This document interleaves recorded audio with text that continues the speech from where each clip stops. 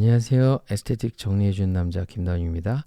오늘은 에버애프터 첫 번째 눈썹 반응이 너무 좋아서 입술도 만들어야겠다 싶더라고요. 그리고 저도 항상 똑같은 얘기 말씀드리는 게 쉽지 않기 때문에 저희가 에버애프터 입술 색소 궁금하다 하시면 이 파일을 보내드릴게요. 그럼 그거를 이제 보시면서 공부를 하시면 되죠.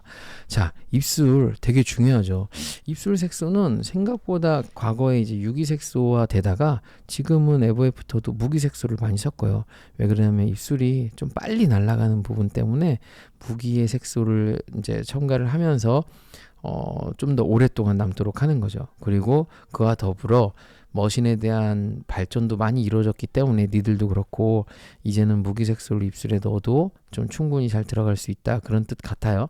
자, 그러면 눈썹에서 저희가 얘기했죠. 그레이 계열, 이제 레드 계열, 옐로우 계열에서 어떤 걸 뽑아야 된다. 근데 이 친구들은 그런 개념이라기보다는 기본이 되는 베이스 라인이 있고요. 그 다음에 중간에 색소를 내주는 라인, 그 다음에 조금 미세한 어떤 명도를 좀 조절할 수 있는 라인들이 있어요. 아니면 좀 기존의 색을 덮어준다. 우리가 반영구에서 차폐력을 높인다라고 표현하잖아요.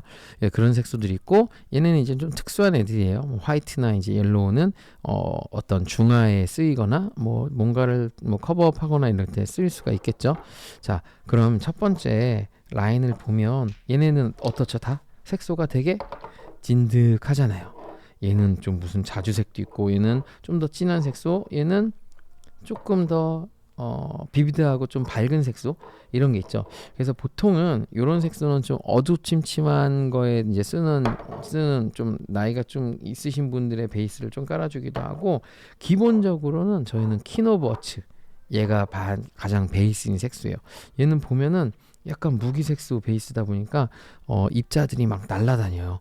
그래서 얘네들이 진짜 잘 남고 색깔이 되게 쨍하게 나오죠. 그래서 조금 젊거나 조금 더 무겁지 않은 느낌으로 하고 싶으면 키노버치가 가장 기본이 베이스가 된 색소고, 그 다음에 러브스펠, 얘는 어때요?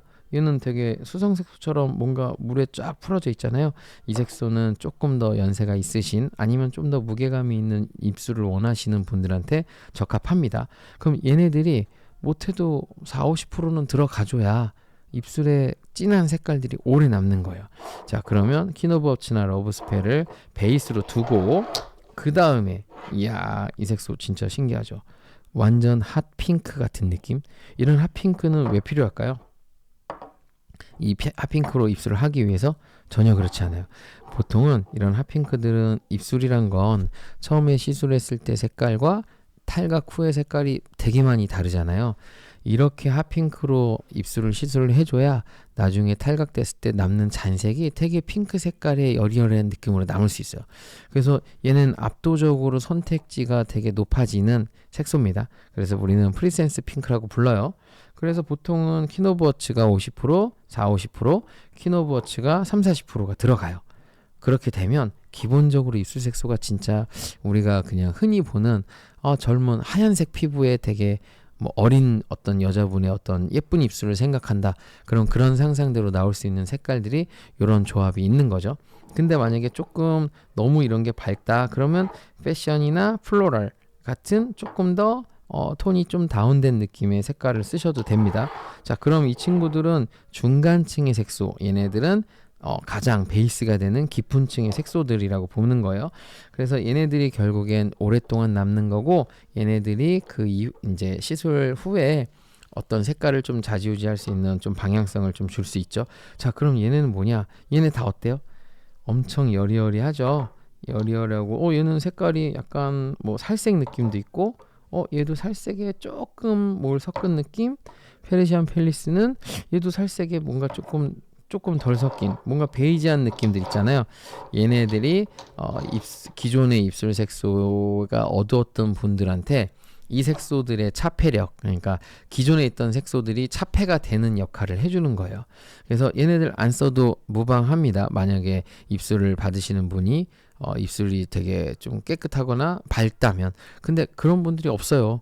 뭐 습관적으로 입술을 뜯기도 하고 음식의 영향을 받기도 하고 자외선의 영향을 받기 때문에 입술이 조금 어느 정도는 색이 안 좋기 때문에 반영구 시술을 하러 온 거잖아요.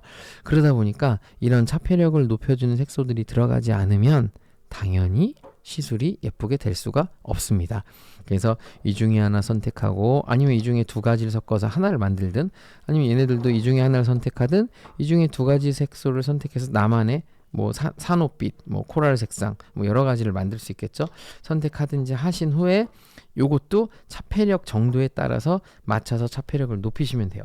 근데 우리가 기본적으로 많이 추천하는 건 키노버츠, 프린세스 핑크, 그 다음에 페리지안 팰리스 요 정도를 많이 추천을 해요. 아니면은 차폐가 좀 더 필요한 남자분이다. 그럼 당연히 스윗드림처럼 좀 더 차폐력이 높은 친구들을 해주고 반대로 그닥 차폐까진 필요 없고 그냥 어느 정도 넣어주면 도움이 될 것 같아 하면 이렇게 예쁜 색소 블러싱 림프나 베어 뷰티 이런 친구들을 섞어줄 수 있습니다.